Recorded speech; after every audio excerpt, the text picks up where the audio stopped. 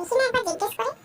আচ্ছা, আমার সাথে আলাপ হওয়ার পর, কথাবার্তা, ব্যবহার সবকিছুর পর তোমাদের কি মনে হয়েছে যে আমি কি কোনো খারাপ পুলিশ অফিসার? না না ম্যাডাম, তা আবার মনে হয় নাকি? আপনাকে দেখার পর মনে হচ্ছে আপনি একদম ঝাক্কাস পুলিশ অফিসার। আচ্ছা ম্যাডাম, আপনাকে একটা কথা বলবো? হ্যাঁ, এটা আবার জিজ্ঞেস করার কি আছে, বলো না। ম্যাডাম, আপনার জায়গায় যদি অন্য কোনো পুলিশ অফিসার হতো, আমাদের জন্য এত ভাবতো না। তারপর এই যে আমি খেতে পাচ্ছি না, তার জন্য আপনি বাইরে থেকে খাবার অর্ডার করছেন, একদম মানে ভাত ছেড়ে চিকেন বিরিয়ানি পর্যন্ত। ব্যাপারটা একটু অন্যরকম লাগছে না? আমি জানি না, হয়তো লাগছে।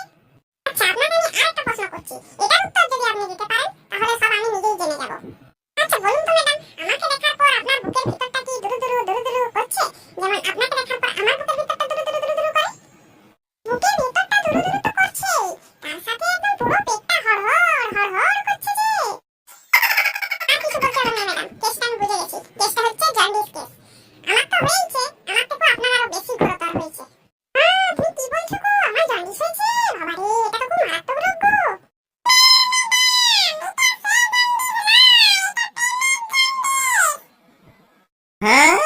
সত্যি ম্যাডাম, আপনাকে দেখার পর না আমার এত পছন্দ হয়ে গেছে যে আমি চোখ সরাতেই পারছি না।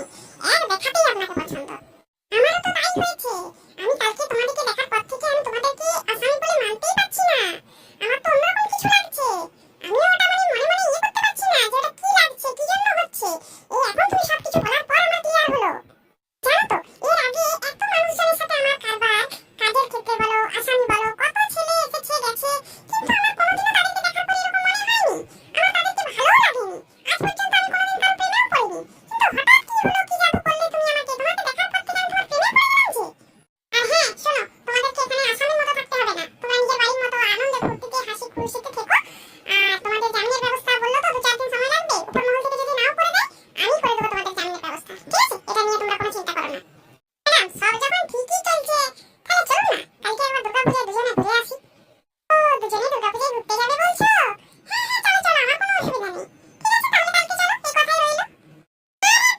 তোর সত্যি দম আছে বলতে হবে।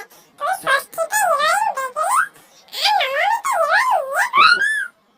তোর সাথে আমার ঘোরাটা সে মালিকটা ছাড়া চামুন্ডার মতন।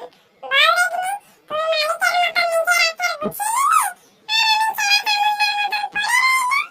কই, আমার তো কিছু হলো না। খালি তোর পিছন পিছন ঘুরে জেল খাটলাম, আর কিছু নয়, লাল কালি দাগ পড়লো। কই, তোর সাথে সাথে এত ঘুরলাম, তোর সাথে সঙ্গ দিলাম, কই আমার জন্য তো একটা হিরোইন খুঁজে দিলি না? এ বলতো, তুই এত চিন্তা করিস না। দেখলি আমার শ্বশুর ঘরের কত বড় এলাকা, কত সাঙ্গ পাঙ্গ। ওটা তো আমার শালা ছিল, শালিও নিশ্চয়ই আছে। আমার শালির সঙ্গে তোর লাইনটা লাগিয়ে দেবো লে। এখন তো অমনি বলবি, বল তুই হিরোইন পেয়ে গেছু, এখন তোমার মজা উড়াবি। তুই